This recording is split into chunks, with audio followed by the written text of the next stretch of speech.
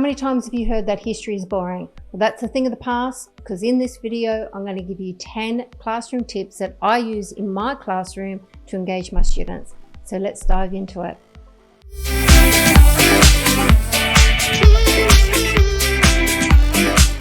When I first became a teacher 15 years ago, I had to come up with different classroom activities to give my students to keep them engaged. So these are the 10 things I use to get my students having fun and learning. Tip number 1 is storytelling.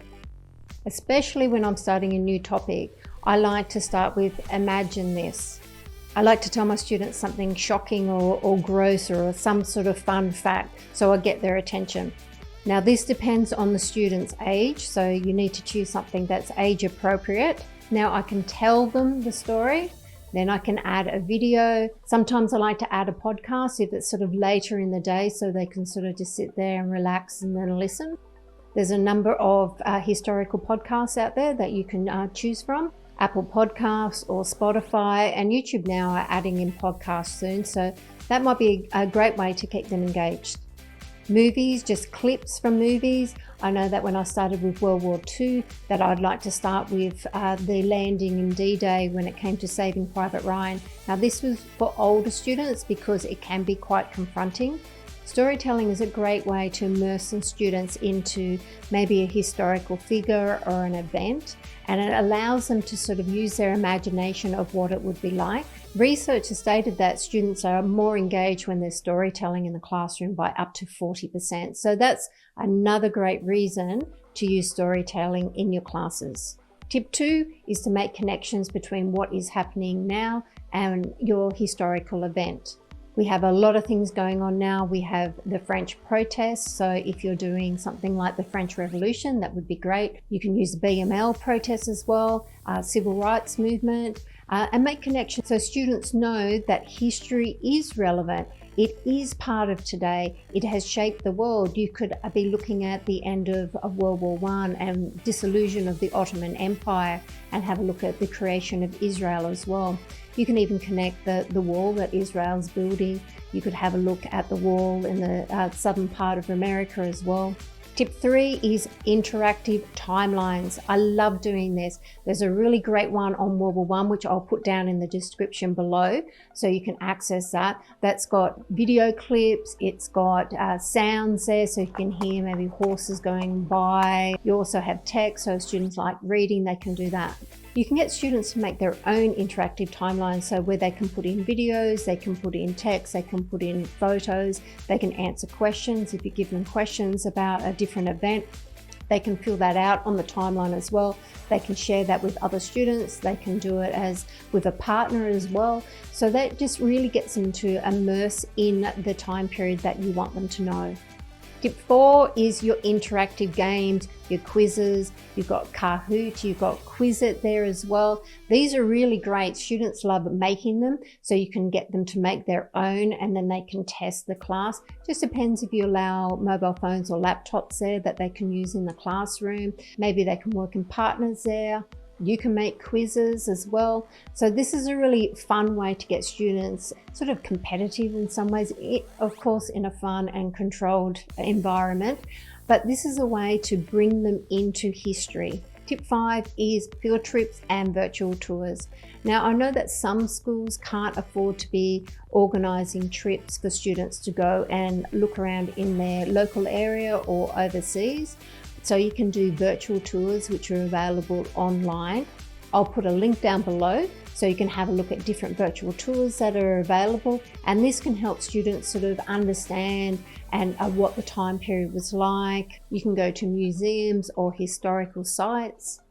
At the Cunning History Teacher, we have a civil rights timeline, interactive timeline, so I can put that in the link below as well so you can have a look at that.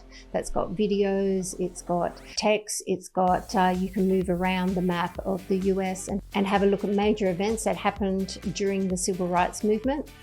Hack 6 is getting guest speakers in. Now this is great. You can actually contact historical associations in your area and they usually have people that are happy to come and speak about a particular time period or event. In my last school we had a teacher whose grandfather was part of the Nazi youth, So I had her come in and talk to my students when we were studying Nazi Germany. And so she was telling us stories that he told her. So just use who is around who might be able to come in and share something really interesting with your students.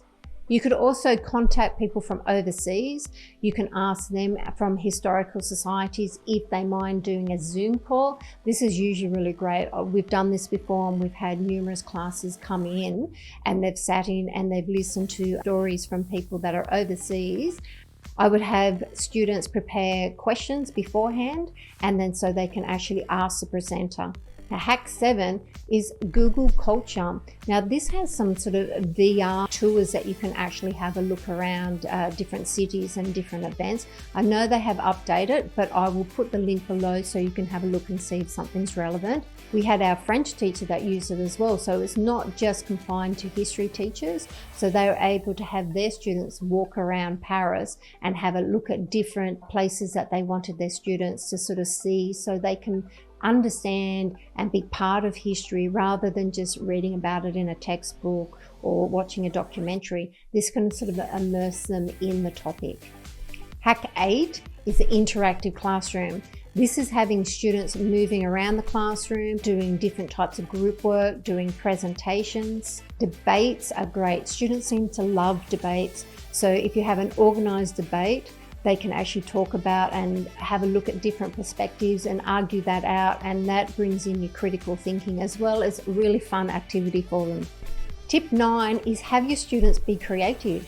Get them to make podcasts or radio announcements. I do that every year in my classroom and the students seem to love it. They get to put in their own jingles as well. Sometimes I get them to write their own jingles. I also get them to do rhymes, picture maps. I've had my students out on the oval doing role plays, so they've actually got to role play a court in the Middle Ages and even the punishment as well. So you need to watch, make sure the students are being appropriate. I have a lot of fun doing that. I've gone down to the drama department and I've borrowed wigs and sort of any appropriate outfits, and I've had my students sitting in groups wearing different wigs and clothes, having talks and debates that way. So that always livens up the classroom. So tip 10, this is one that I use every single year and my students absolutely love it. At first they get a little bit shocked, but they come around and they do an amazing job to get them to plan a lesson and to teach a lesson themselves. Now they create worksheets, they create PowerPoints, they always make a Kahoot as well, but they love the idea of actually getting other students to maybe do the activities that they love. Maybe that's group work, maybe that's individual work, maybe that's being creative, making posters or radio announcements as well, making short videos. But they really love doing this and it teaches them a lot about the topic as well. And the fact that they sort of understand how learning works and what teaching techniques and learning styles that they have. This helps them when it comes to studying for the examination. Students have so many ideas, and it could be ideas that we haven't thought about ourselves, but they find that it's really interesting and then they do actually get into the topic. I would definitely recommend doing tip number 10 and getting students to teach a lesson themselves. So what do you think? Do you agree with these 10 lesson ideas? Do you use them yourself in the classroom? Would you use any of these in the classroom? I would love to hear your experiences and your comments, so please drop a comment down below. If you are looking for some fun pre-made lessons, feel free to drop over to the Cunning History Teacher. We've got hundreds of lessons that can be downloaded and used straight in your classroom. If you sign up for the free subscription, you can download 3 resources from our free resources page. If you're interested in our School of Teacher subscriptions, we have a 20% discount code just for our YouTube viewers, and that's in the description below. So thanks for watching, and don't forget to turn that bell on so you'll be notified when we upload new videos. See you in the next video.